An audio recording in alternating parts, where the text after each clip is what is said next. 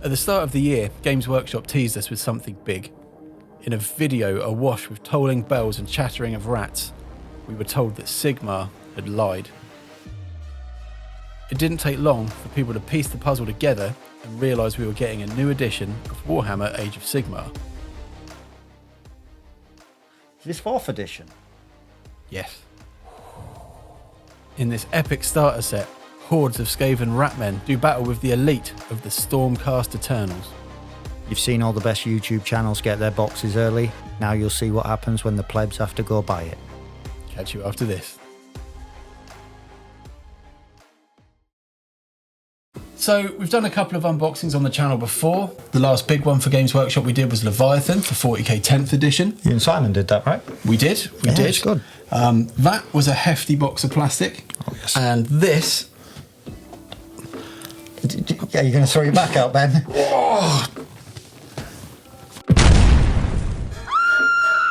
Me.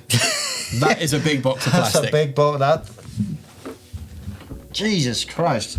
I sadly think most of the way in that'll be the book. I think it will be. So yeah, 4th edition of Age of Sigmar is out today. As Tom pointed out, the elite of YouTube have already had theirs. You've probably seen a plethora of videos, but what you haven't seen in theirs is us two idiots giving you our thoughts as we look into the box for the first time. So this box contains a metric ton of miniatures. There's the Stormcast Eternals and also some Skaven. This is a complete range refresh for the Skaven as well, which I think people have been calling out for a long time. Just looking on the back of the box at the moment, it says it contains 74 Citadel miniatures.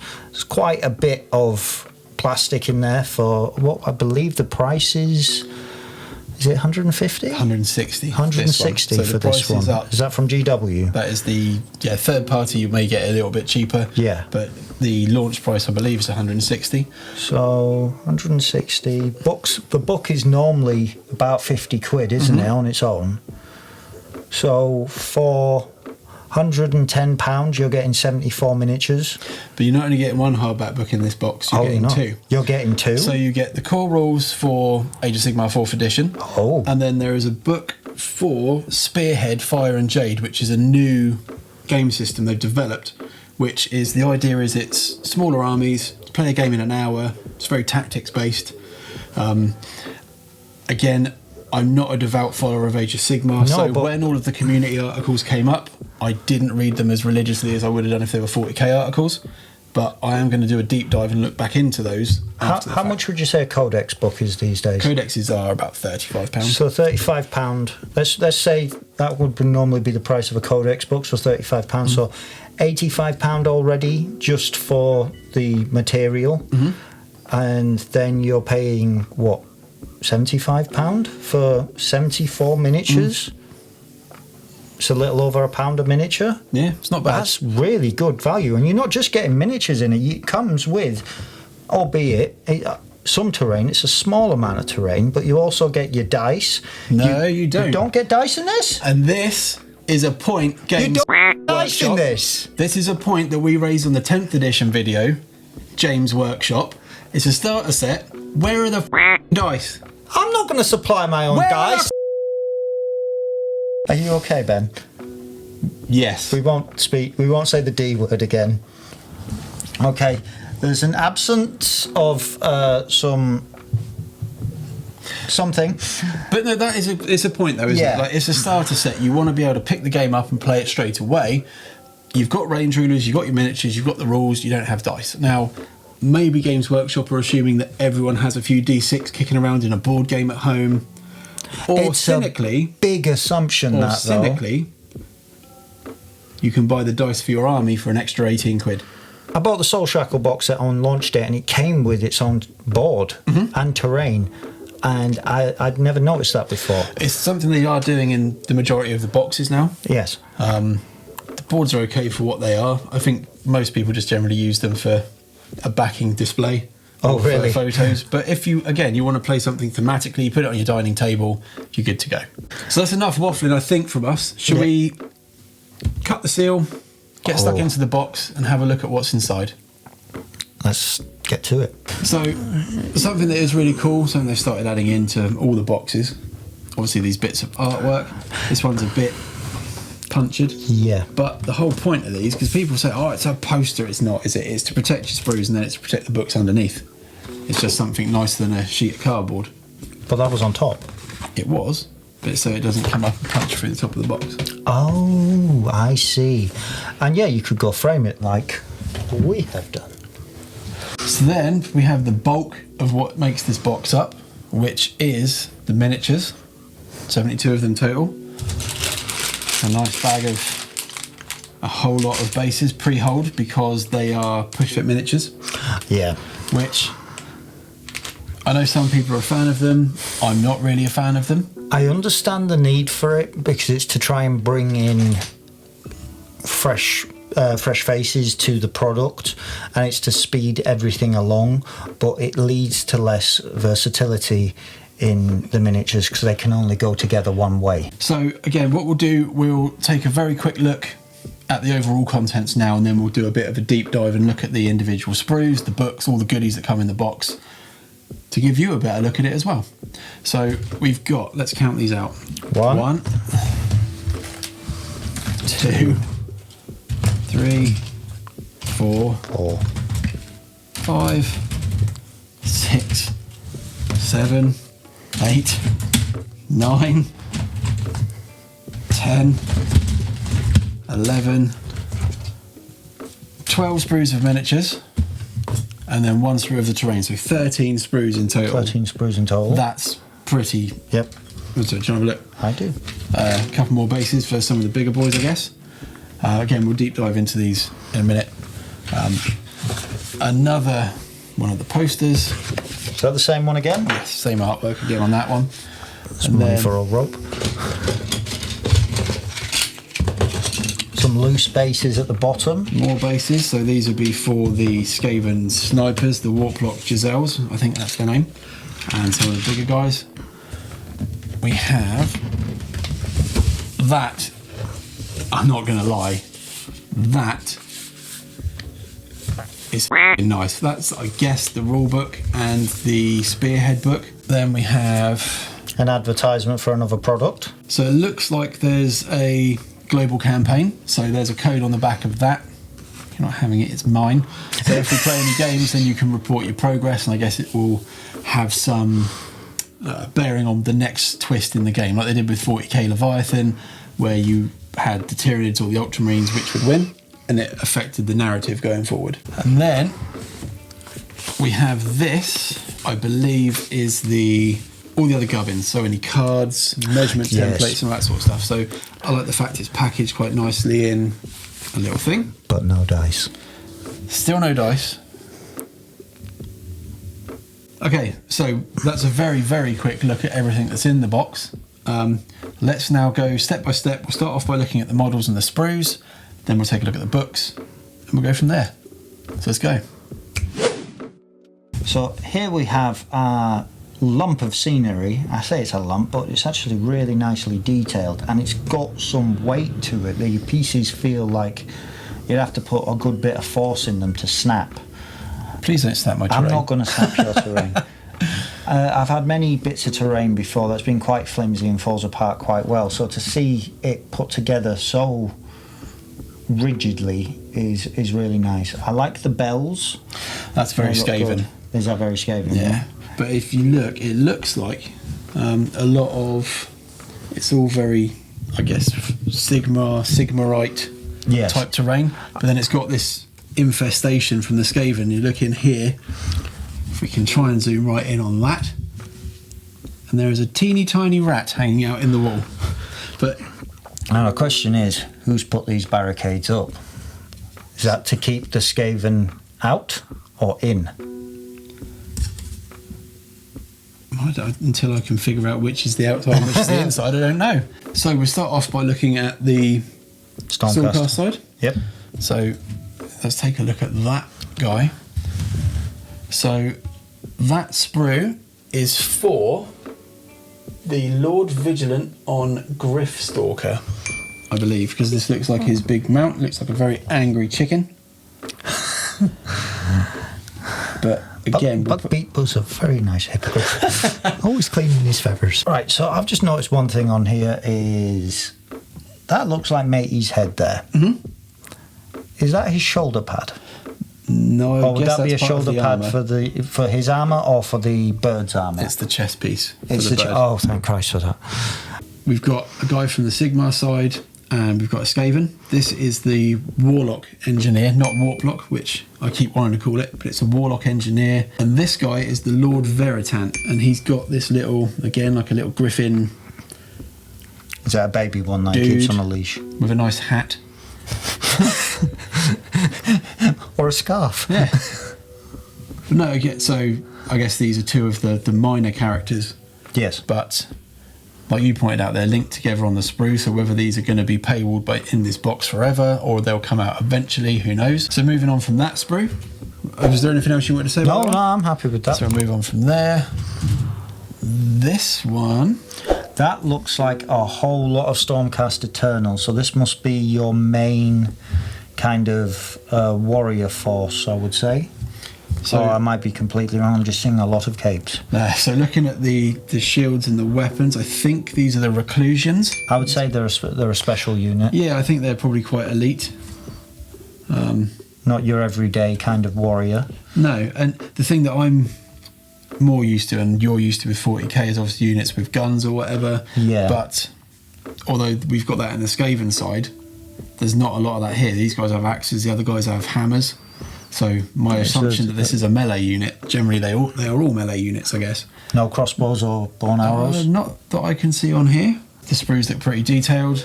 I'm seeing what looks like a bit of a monk, maybe a warrior priest there, with the Yeah. hood up. Very old school Assassin's Creed. Which I looks- like that. Looks pretty cool. Yep. So these are the Liberators, I believe. So you got one per piece of sprue here, and we actually have 2 sprues total of those. So that's 6 of them. Well, no, is there? Oh, that's matching. Yeah, that's the There's same. 2 per sprue actually. I Two think. per spruce, so there's 12. Yes. 12 in total. So there's 12 of these guys. There must be, I think we said 4 or 5 of the others. But these look like they're your main battle line troops then. So these are the Liberators armed with hammers and shields. They look pretty cool. Again, you can tell, the only issue with the easy to build stuff, Matey's head, then this extra peg, Only which I would probably cut goes that in off one normally, way. but it's got to be plugged into the body. When I put these together, I probably will cut the pegs off, just because it makes my life easier.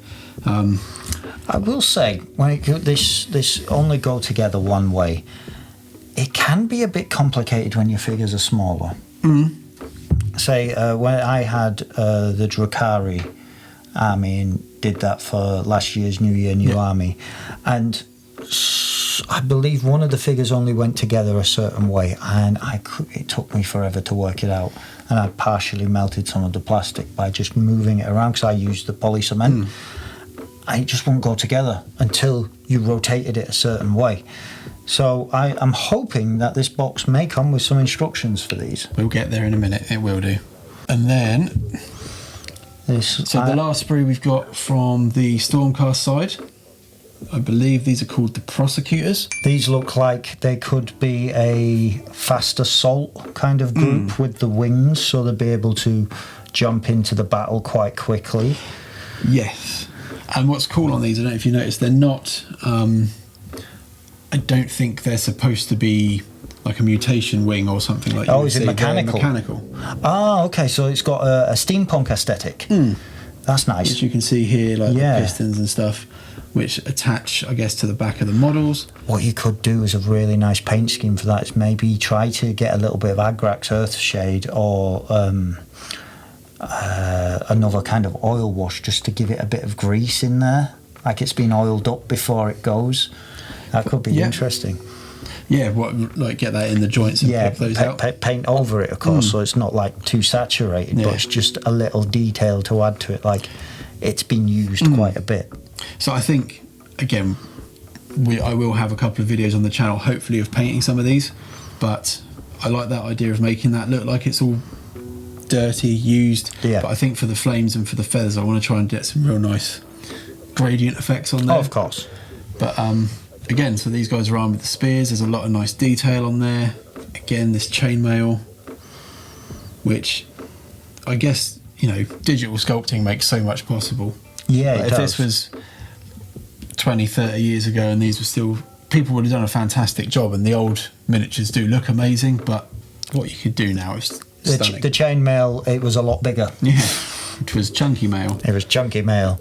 Ready the mousetraps. It's time for the Skaven.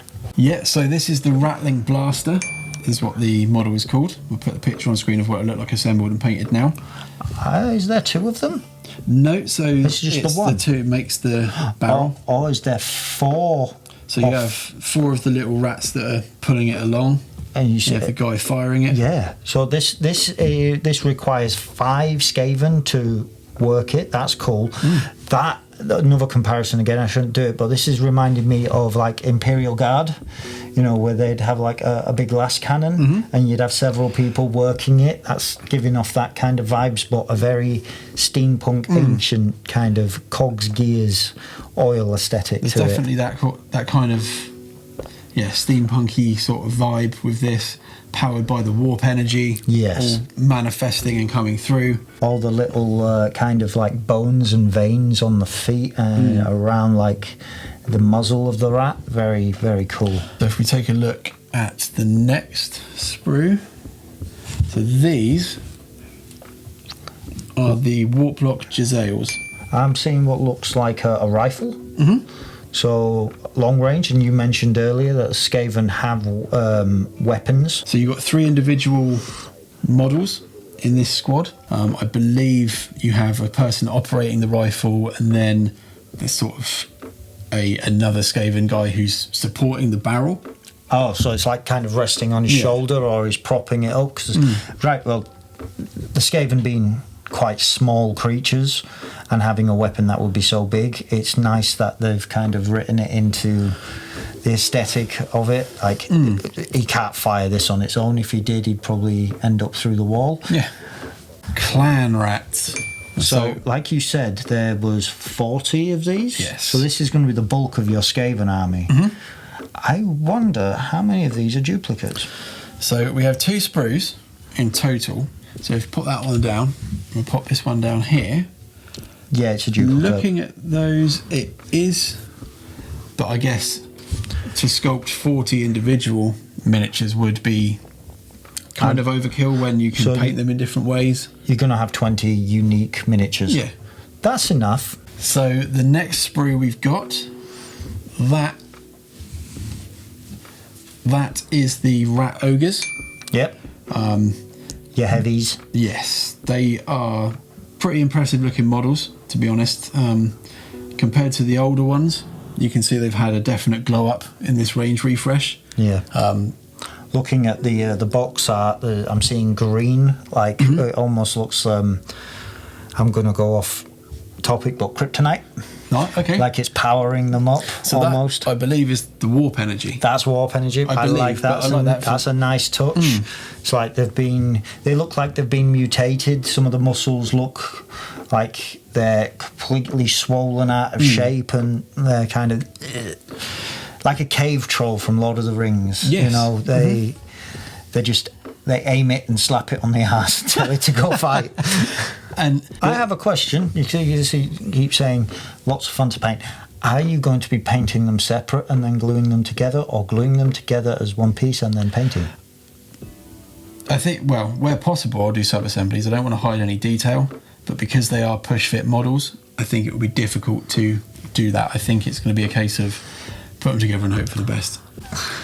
And then finally, and this is the model that actually convinced me I wanted this box. Okay. So when I saw the preview images of this, I was like, that is a good looking model. Were you blown away by it? Yeah, I was like, that. I'm not a competition level painter by any means, but I can see this being a lot of people's competition pieces coming up. So this is... I'm assuming it's the central figure of the Skaven. Yeah, so this is the Claw Lord on Norbeast. It's a rat riding a rat. Yeah, it's a rat on a bigger rat. But yes, I can see that. It's a very cool looking image. That rat's going to be very annoyed that he's riding it, and then the rat that's riding it is going to be very proud that he's riding it because no one else is doing it. There's a nice kind of like what looks like it could be an elevated base. Yeah. So you'd have base, which and looks then like it's building on top swirling of with that. some warp energy. That Like could it's be warp ripped open. energy, or it could be anything you want it to be. Really, that could be just a dirty swamp.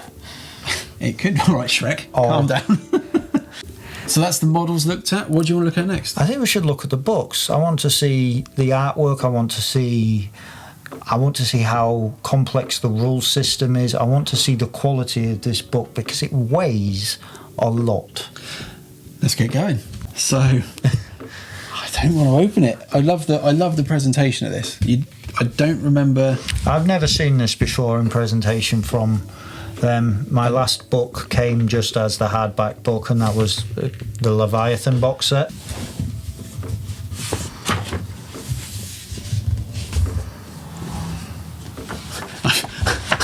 I was fully expecting a note written in here saying, "You spent how much?"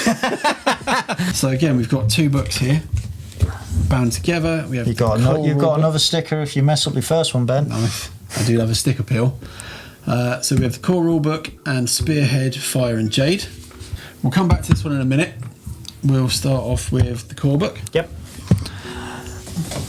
So this is how many pages? I think it was 256. 274. Ah, it was close. 274 hefty pages. It's a very well presented hardback.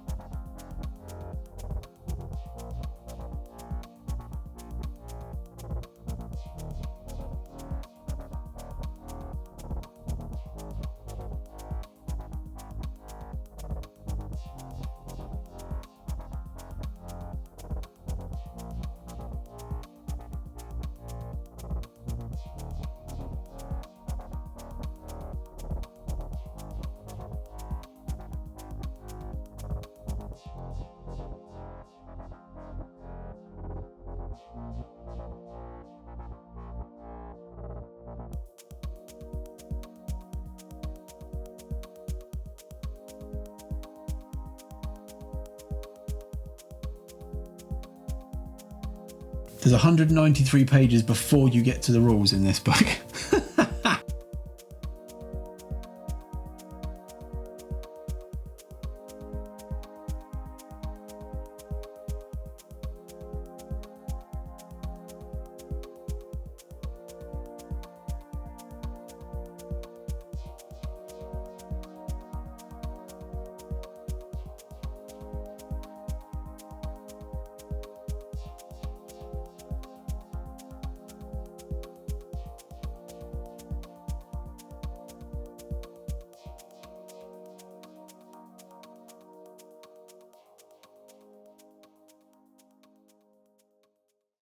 So Spearhead, Fire and Jade is the additional book that we get. You don't normally get a second hard copy of a book in the box sets. This is specifically for Spearhead. Is this? Can I just confirm? Is this new for 4th edition? So I believe so. I think the Spearhead box sets may have been out for a little while, but they've replaced the, in 40k with the Combat Patrol boxes. Yes. I think they're the new version of that. Okay. So it's got some information on what Spearhead is, the box sets you can get, battle tomes, that's what the codex is called. These two people looking like they're having a whale of a time playing a game. They have dice. getting started, so pick a spearhead army, choose a realm battlefield, so we have the 2 in the box that we can choose to play with. Pick your regiment ability and enhancement, so we'll get the data slates in a moment, or war scrolls, sorry. So prepare them and then fight your battle. So everything to play spearhead as of now is contained in this book. Is this book only available with this box set, or is it For sold now, separately? It may end up being sold separately, but they've put everything in the box set, so you've got it to go on the day, true day. You can play what you need. There's an example there of setting up your battlefield. So that's it looks very small and very close quarters kind of combat. It's more of a skirmish-based game. Yeah, the field isn't as big as the games we've played, where we're taking over a whole dining table. No, I think that's the intention with this, though. Same as like Kill Team or Warcry, or it's just a smaller game. You can play it quicker. It's more fast-paced. Yes, and that's what they're going for here. Okay. And this is the bulk of this book, Spearhead Armies. Thinking about what actually this is showing us, and I should have read the book earlier and seen that, is when you buy the Spearhead box, this is listing what is in that box for your army. Oh. So when you get the Spearhead for Flesh Eater Courts, you get an Abhorrent Arc Regent, 10 Crypt Guards, something I can't see. The Morbeg Knights and a Vargolf Courtier. That is, do you know that's making me think that this book's going to be sold separately? I think it will be. I think, the General's Handbook will come out soon, which will be all the points for everything, the match play scenarios for tournament players, things like that. But this will have to come out as well. I can't imagine it won't. No. You've got the glossary again. The reference sheet, a thing of universal core abilities. And then a nice picture at the end of all the finished models to a quality you will never attain. So we've seen the models, we've seen the books. Now let's look at this nice little folder and see what's in there. So Ben has finally painfully managed to remove the sticker now. I wish I'd filmed it up close just so you could see the paint. Oh, that's interesting, isn't it? I didn't expect it to open up like that. How very nice. So a nice folder in there. Again, I didn't expect it to be like a folder. I thought it was just going to be you come up there and that was it. I didn't expect it to be a whole kind of page. No, and there is a lot in there. Yeah. But that's really cool. I didn't get that in Leviathan. No. So it's a nice way of keeping everything together. So we look like we have some cards. That would be your General's Handbook 24-25. So is this? Well, we'll double check it in a minute. You have your instructions. So the build plans for everything. Do we have? That's really cool. So one thing that they used to do was they would have a page of suggested colour schemes and what paints to use as well. I don't think they've done that in a while now. It's like, you bought it, sucker, you paint it. If that's the measurement gauge, I'm going to be really disappointed. Yeah, it's missing some printing on it. And we have the two-sided this fold out battle board. Oh, okay. So you have like a broken realm, and then on this side, a grassy knoll. The nice grassy mortal realms, I guess. But that's cool. I won't unfold all that now. Nothing else in there. So there we have it. That is a pretty jam-packed box. Do you think it's worth the £160, Ben? I think for what you get in there, and for someone who wants to get into the hobby, it is expensive. But like you say, when we broke it down at the beginning, I think it's well worth it for the amount of models you get, the quality of the books, everything else. Is you can't really fault a Games Workshop starter set. People can, but to me, that's well worth the money. And if you shop at a friendly local, you're going to get it 10%, 20% cheaper. Yes. So it's well worth that sort of spend. So now a question I would have is, I'm getting into single box board games a lot more, where it's kind of a one and done. Some of them have expansions and you can buy them, but what you're generally paying for is everything is in that box and you play it and that's it. Would you say you could buy just this box and get enough worth out of it not to buy anything else. I can't see why you wouldn't. If you and a friend bought this and just wanted to play a few games of it together, and we've seen from the Spearhead book that you've got everything you need in there to be able to play against the mate or anyone who's got another Spearhead. But just to play the game out of the box, you don't need anything else. I think it's well worth that for... Then that is good value. Yeah. To get a complete game, 2 armies in a box, 160 quid, cheaper elsewhere. Yeah. Would you recommend? Well, people will have... I personally would. I think if you're watching this video, you've already had weeks and weeks of watching other people unboxing it, discussing it, picking it apart, getting into the minutiae, people who know more about Age of Sigmar than me and you. But yeah, I think it's worth it. The problem is, obviously, this is a limited time box set. So I wasn't aware of that. I think it's one of those, they'll make X amount, it's available online till it's gone. So there will probably be smaller releases afterwards, like there was with Leviathan. So you'll have the big box and then 3 gradually getting smaller boxes. Yes. I should imagine. But if you can get hold of one and you can get it reduced from a third-party retailer, I think it's well worth it. So thanks for watching this video of us unboxing and giving our first thoughts on Age of Sigmar 4th edition. Big thank you to Heroes, my friendly local game store, who sourced this copy for me. I'm really grateful. If you're in the UK, check them out at www.iwheroes.co.uk. If you enjoyed the video, please consider giving it a like. If you like what we do on the channel, please consider subscribing. It really does help us out. Tom, anything you want to add? We're slowly on the march to 500, aren't we? Get us there, please. We want to be Y-list. Want to be Y-list. Tired of being Z-list? That's the one. I can't do alphabet. Join us next time on Tantrums and Tabletops. Catch you later.